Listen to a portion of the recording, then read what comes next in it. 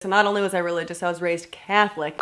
We Catholics were taught that the Pope can do no wrong. He is infallible, like second to God or And that's one really sad thing about Christianity to me, is that a lot of people wait until they're dead to start living. The number one takeaway I want all of you to get from this video is that Sola Scriptura has created Jacqueline Glenn's interpretation of the Bible. Because of Sola Scriptura, any atheist on YouTube believes they can take the Bible and interpret it however they want. Feeling this fear of hell all the time and fabricate some kind of elaborate story. Hey guys, it's Lizzie. Today we're doing a different type of video. I'm going to be reacting to one of the top atheist channels on YouTube. Disclaimers before we begin. I actually love Jacqueline Glenn so much. I've been watching her videos since 2013 or 2014, like early on when I was in college. So I'm a huge fan of her YouTube channel.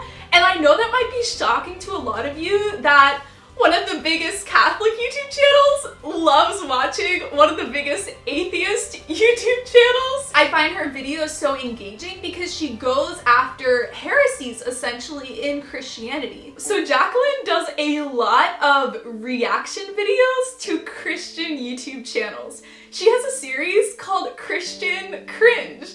So I thought I would turn it on her and make an atheist cringe video of cringy things she says in her videos. The reason I don't get offended by any of her videos is because she responds to very specific types of Christian videos, almost like an evangelical fundamentalist strain of theology that even when I was Protestant, I disagreed with. The Christianity that she disagrees with is not Christianity. I'm not saying that the YouTubers that she makes videos about that we're gonna watch in this video, I'm not saying that they are not Christians, but their theology is wrong and Jacqueline's understanding of God is not God. She doesn't believe in a God, but it's not the Christian God. So all of her videos are not attacking my religion. They're attacking this false perception of what Christianity is, but that isn't Christianity. She is also an ex-Catholic. She grew up Catholic and even went to Catholic school. So it's so interesting to me as a Catholic convert how much she doesn't understand Catholicism. So we're gonna start with a recent video where she said the cringiest thing about Catholicism, and it was the catalyst for me making this video. This year is gonna be different, guys. This year, there's not gonna be as much cringe on the internet. No one's gonna say anything hateful or bigoted or of some kind of crazy that needs to be talked about on my channel. It's not gonna happen, right?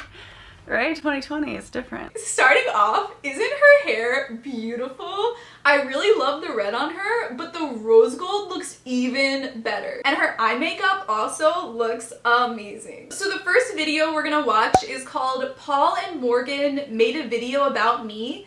It's bad. Paul and Morgan is the name of a fundamentalist Christian YouTube channel. I've watched some of their videos mostly just through her channel. They're doing a new video series where they cover lots of different topics. What's happened? The hubbub. The big things that are going on, either in our lives, what we've observed in maybe world news. So yeah, this is what I'm talking about. And I actually found it kind of amusing because I had to sit through and watch this video. They talked about the Pope slap. I don't know if you guys saw the Pope slap, but he was in public walking around a crowd.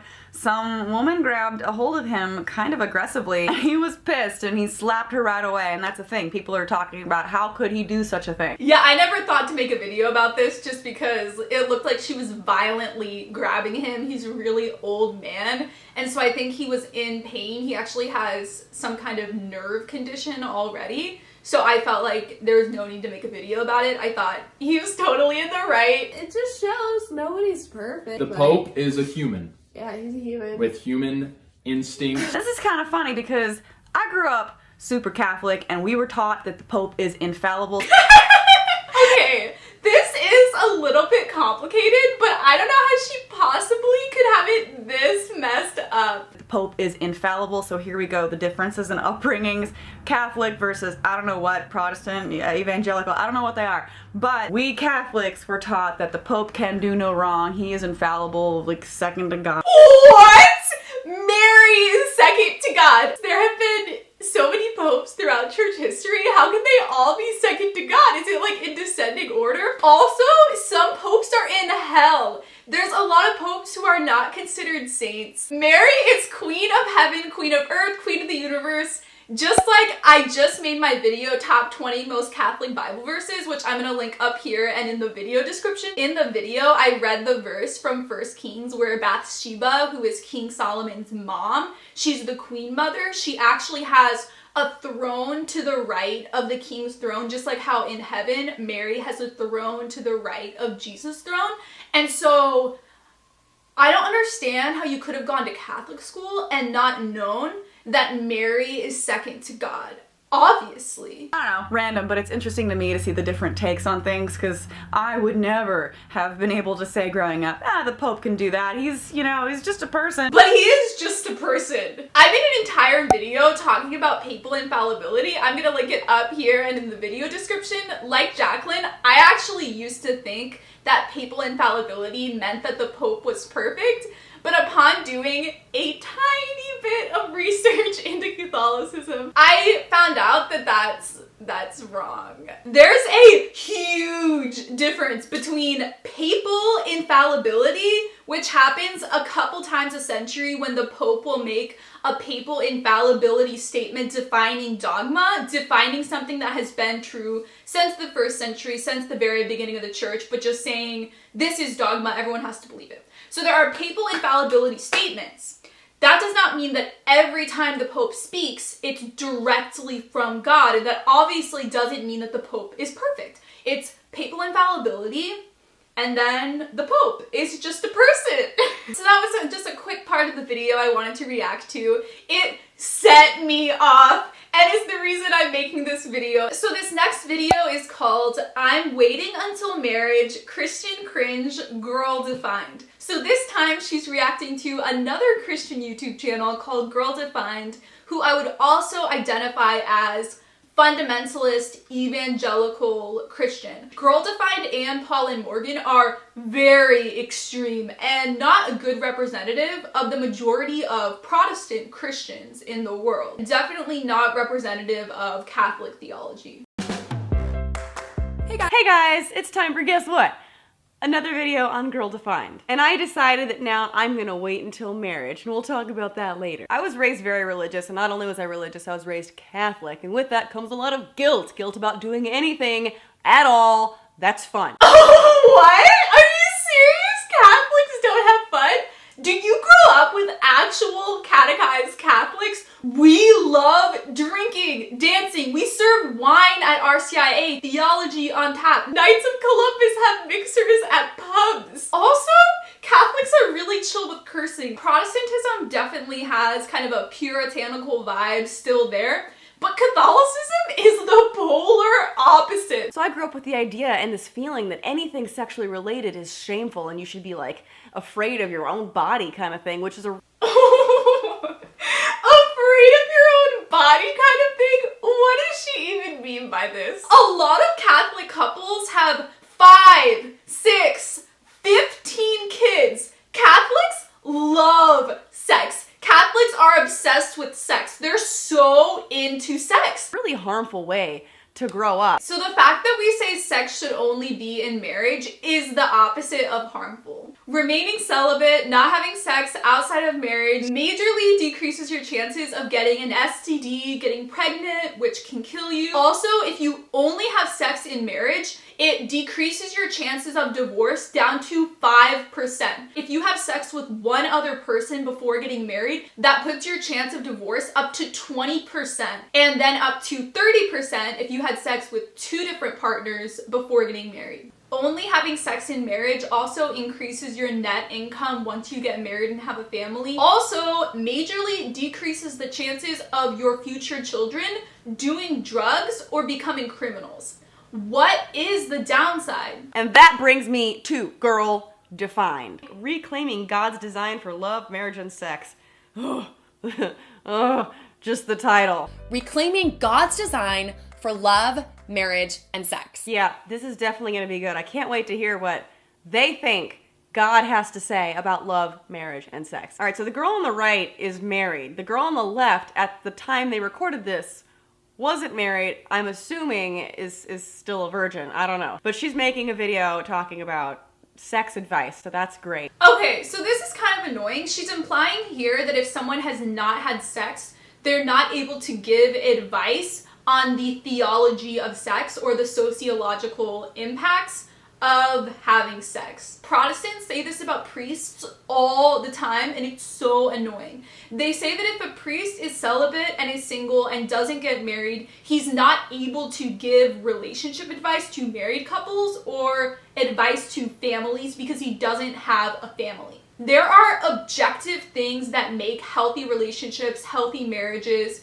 healthy parenting strategies that you can learn from reading and doing research and talking to other people. And so this girl from Girl Defined, who wasn't married when making the video, can totally give sex advice and marriage advice. I give marriage advice all the time to my subscribers, and they say it really, really helped and has saved their marriages. And I also have made so many videos talking about Christian sexual ethics, even though I'm a virgin. God is actually the designer of love, marriage, and sex. So Even despite sex? even sex, Even sex? What's that? God is the most incredible example of true Yeah. love that we have in this world. This is what the Lord Almighty says. Now go and strike Amalek and devote to destruction all that they have. Do not spare them, but kill both man and woman, child and infant, ox and sheep, camel and donkey. But no, by all means, God is the most incredible example of love that there is. Wow, so creative to bring this up. I've never heard an atheist use this argument before. So I'm going to play a clip from a Bishop Barron video. If you've never heard of Bishop Barron, he's one of my absolute favorite YouTube channels. He's one of the bishops in LA. He makes loads of Catholic videos and he uploads some of them to his YouTube channel. So he made a specific video talking about the genocide of the Amalekites. There are multiple genocides that take place in the Old Testament, and Christians have always interpreted them in a very specific way. The number one takeaway I want all of you to get from this video is that Sola Scriptura has created Jacqueline Glenn's interpretation of the Bible. Because of Sola Scriptura, any atheist on YouTube believes they can take the Bible and interpret it however they want. So something Bishop Barron says in the video is that since the very beginning of Christianity, people have been uncomfortable with these passages of violence in the Old Testament. One of the earliest Christian heresies in the 1st and 2nd centuries was the Gnostic heresy, and as you guys know, my patron saint, Saint Irenaeus, wrote this giant book against heresies attacking the Gnostics. Marcion, one of the big Gnostic leaders, actually wanted to remove the entire Old Testament because he felt like it didn't fit with the Christian God of the New Testament. So it's so important to remember that none of the issues that the new atheists are coming up with are new. They go all the way back to the very beginning of Christianity. In explaining the genocide of the Amalekites, Bishop Barron cites Origen, one of the earliest Christian scholars in the late 2nd and early 3rd century, and this is how Origen and the other Christians in the early church interpreted the genocide of the Amalekites. We're obsessed with historicity in a way that the ancient peoples weren't. That's to say, with the very literalistic reading of text. These ancient peoples were very comfortable with more symbolic ways of reading text. You're an ancient Israelite, so you're a warlike people, as many of them were. They're fighting all the time against their enemies. And you're writing in a poetic way. You're trying to express the truth of God through a poetic allusion. What are you going to reach for? You're a warlike people. Well, you might reach for this militaristic metaphor. Yahweh fights for his people. Yahweh fights the enemies of Israel. We still have the problem in some ways. Well, how do you read these famously difficult passages where God does seem to be pretty violent and cruel? Well, Origen said, read these passages in a metaphorical, allegorical, and symbolic way as about the spiritual struggle. What do most of us sinners do with evil? We play around with it. We toy with it. We battle it to some degree, but then we typically keep a little bit for ourselves, right? We don't battle it all the way down. Some forms of evil are so profound, they have to be hacked to pieces.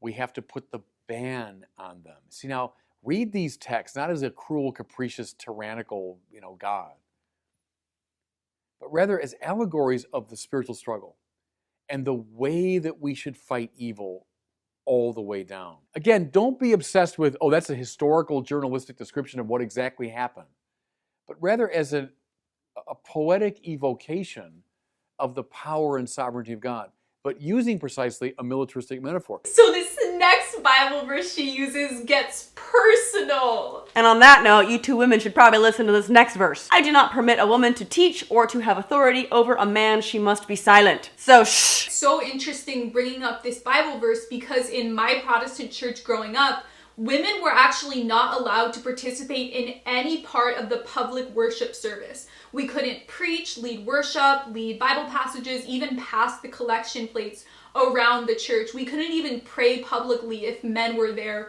or teach classes that guys were in. And so my church interpreted this Bible verse very literally. But very recently I made a video exegeting this specific verse, so I'm gonna play that clip. A lot of people will take the Bible out of context and look at Bible passages like 1 Corinthians 14:34, women must be silent in the church, or 1 Timothy 2:11, a woman should learn in quietness and full submission. I do not permit a woman to teach or to assume authority over a man. She must be quiet. People can look at these passages individually and conclude that women did not have a public role in the early Christian communities. But absolutely not. Women are leading congregations in worship, and it is revolutionary. From the beginning, Christianity has been educating women in religion and empowering them to be teachers and missionaries. Obviously, women are not being completely silent in the church. The 1 Timothy verse of women being quiet, learning in full submission is actually the most empowering thing. It's telling women who are not educated in any other area of society to listen and learn, to be taught the faith, to be intellectual. Most women are coming into this completely illiterate, rarely ever trained in rhetoric. And people like Josephus, Philo of Alexandria are even more negative and oppressive in how they talk about women learning. They are learning submissively because every pupil learns submissively, especially when you're starting at a 0. And as women become more and more educated, they are becoming missionaries, teachers, leaders in the church. I want to be clear, priests, deacons, and bishops have always only been men, but every other position women have always been a part of. People like Phoebe, Junia, Priscilla, Euodia, Cynthia. This is not a sexist, misogynistic type thing going on. Paul is empowering, sending, commanding people to listen to the authority of these women. And the last thing we want to talk about is sex defined by God. He knows what's best for us in this area, and he has a good plan. We want you to say, you know what? I'm not wise enough to know these things in and of myself. And besides, my opinion might change next year anyways. How is that stable? We want you to say that I'm not wise enough to know these things in and of myself. You are not smart enough to figure these things in life out on your own. You need someone to tell you how to feel, how to think, and how to believe. You're not wise enough to do it on your own. We want you to say, you know what? I'm not wise enough to know these things. I mean, your opinion might change one day because, sometimes people learn new information or gather new life experiences and grow from that. And their mind changes until one day they actually figure out for themselves what's important. But we don't want you to do that. We just want you to listen to what God says. Don't think. Thinking is bad. Thinking bad. So I agree and disagree with everyone here. It's really clear that God has instilled his image in all of us, and through natural revelation, we can come to a lot of objective truths about morality just with our own intellect. A lot of cultures and countries throughout history have similar moral codes because God has endowed a conscience into our souls. And this is the basis for natural rights. At the same time, there are many things that we can have opposing intuitions on. For example, there are 30,000 different Protestant denominations who are all going by the Bible, yet interpreting the Bible in different ways. I experienced this too in college, where I was a philosophy major in our analytical philosophy department.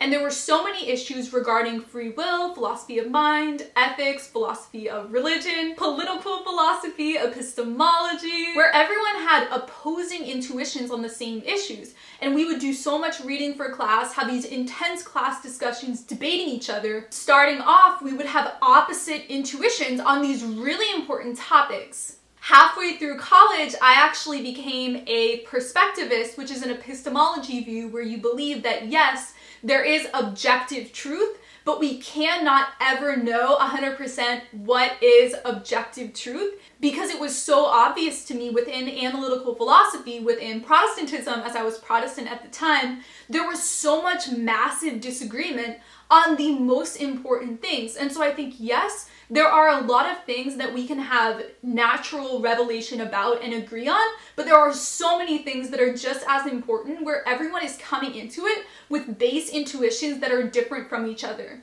And I know for me, as I became Catholic, I had to change my views on so many ethical things because my intuitions on almost everything are horrible and are wrong. And it's not that the Catholic Church is telling me not to think.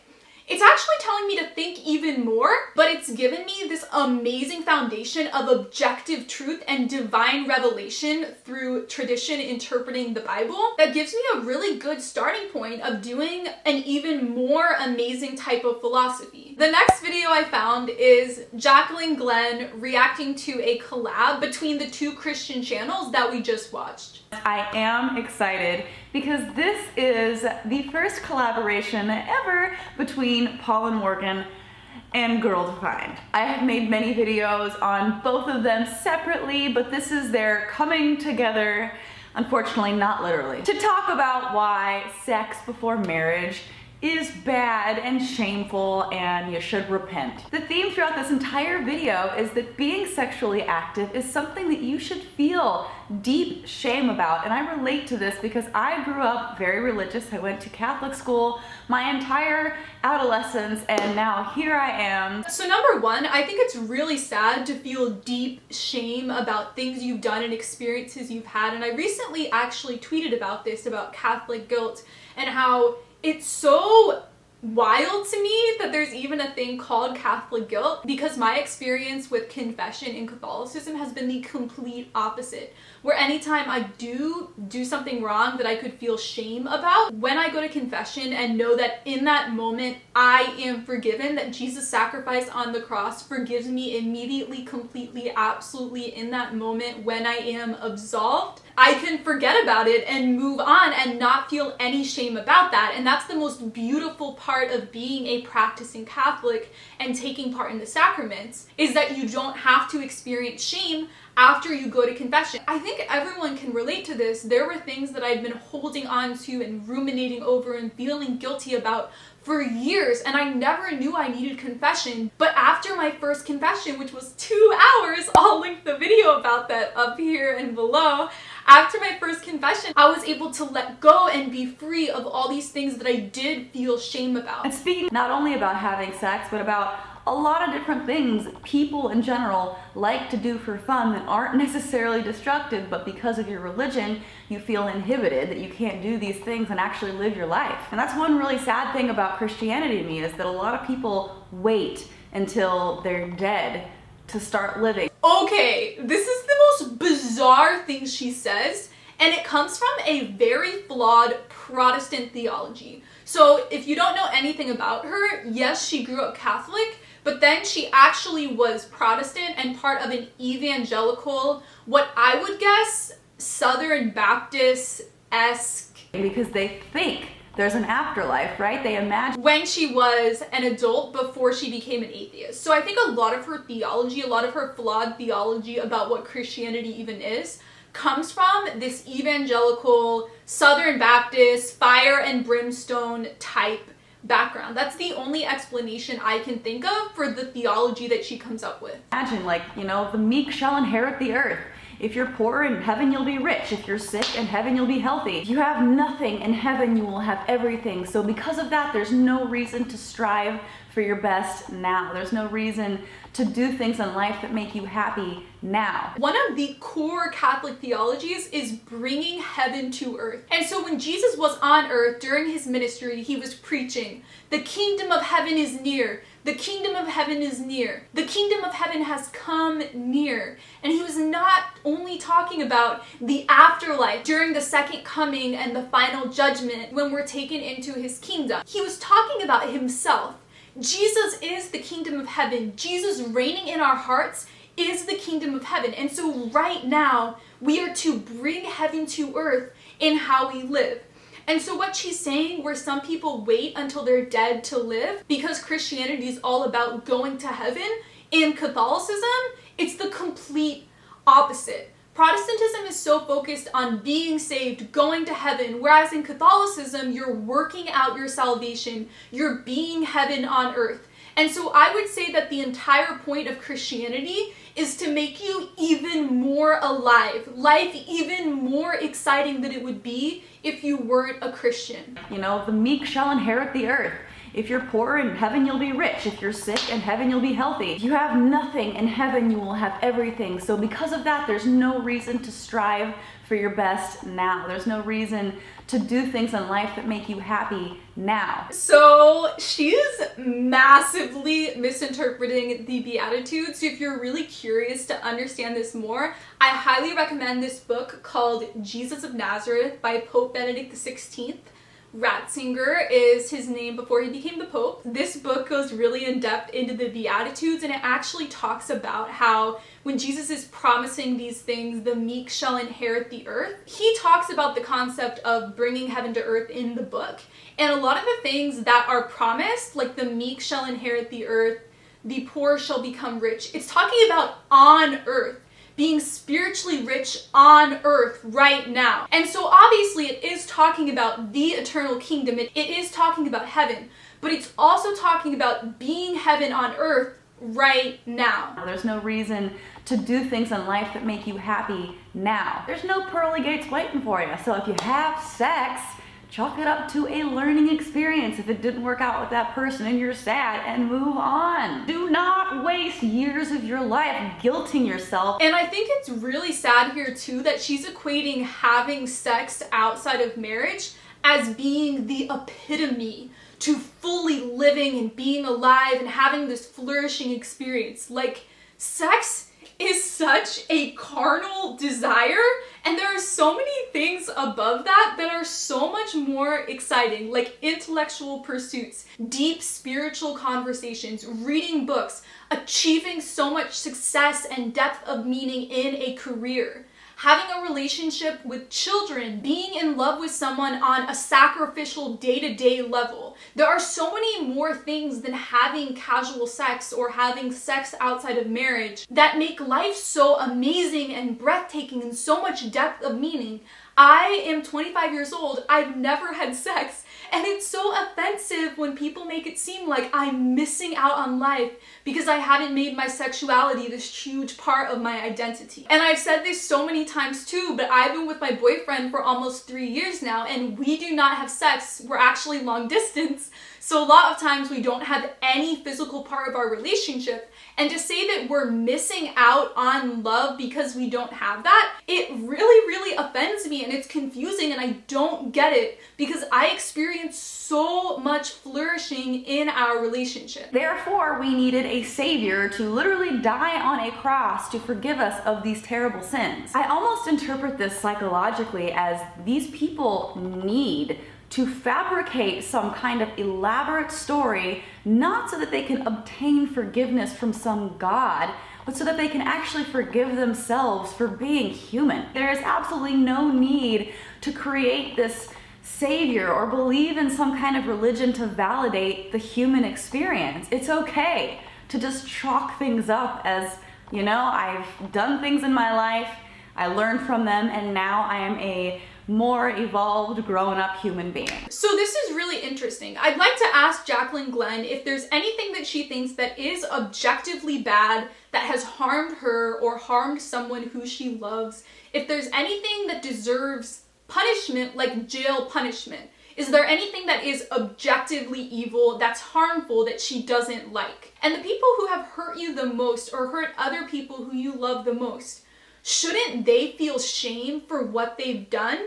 Or do you believe that we should never feel shame for anything? Maybe she's saying that for sexual things you should never feel shame, although she would argue that for pedophilia, non-consensual sex, there are things within sexuality that you should feel deep shame and guilt about. In so many areas of life, there are things that people can do that we would call sin within Christianity that are harmful. And that's what sin is, hurting yourself or hurting other people. And so it's not the idea that Christians feel this extreme shame and guilt all the time, or that a lot of people in society didn't, so we created a religion as a way to deal with it. I think shame is a healthy human emotion that should happen when you harm another person or harm yourself. It's really okay to make it that simple. Right? All have sexual brokenness. Right? Like we've all sinned in some way sexually, even if it's just like a lust in our minds or.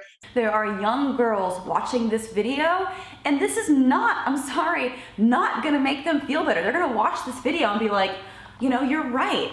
I am sexually broken. I am impure. I do need a savior, though, to pull me out of that, because it's not something that I can just learn from on my own. I am such a small, imperfect. That is not a healthy message to be sending people, and I don't care how many smiles are on the faces of these four in this video. It is such a toxic message to be sending. So this is making a false dichotomy between human strength, human intellect, human power, and God's power. God is alive and working in every single person, including Jaclyn Glenn. Saint Teresa of Avila in The Interior Castle, she describes every human soul as this huge bright light of God's power and love and intellect in every single person. Every single moment we are alive because God is instilling power into our soul.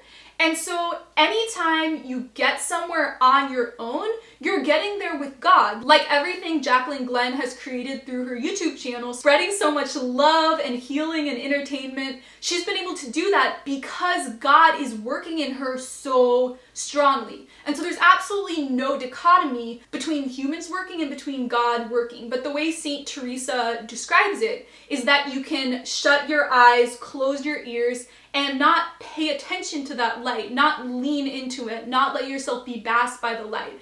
But that doesn't mean that God isn't working so strongly and living so strongly in every single person. Okay, so that is everything I wanted to react to in this video. Comment below if you want me to make a part 2 reacting to Jaclyn Glenn videos. I love you guys so much, and I will see you in my next video. Bye!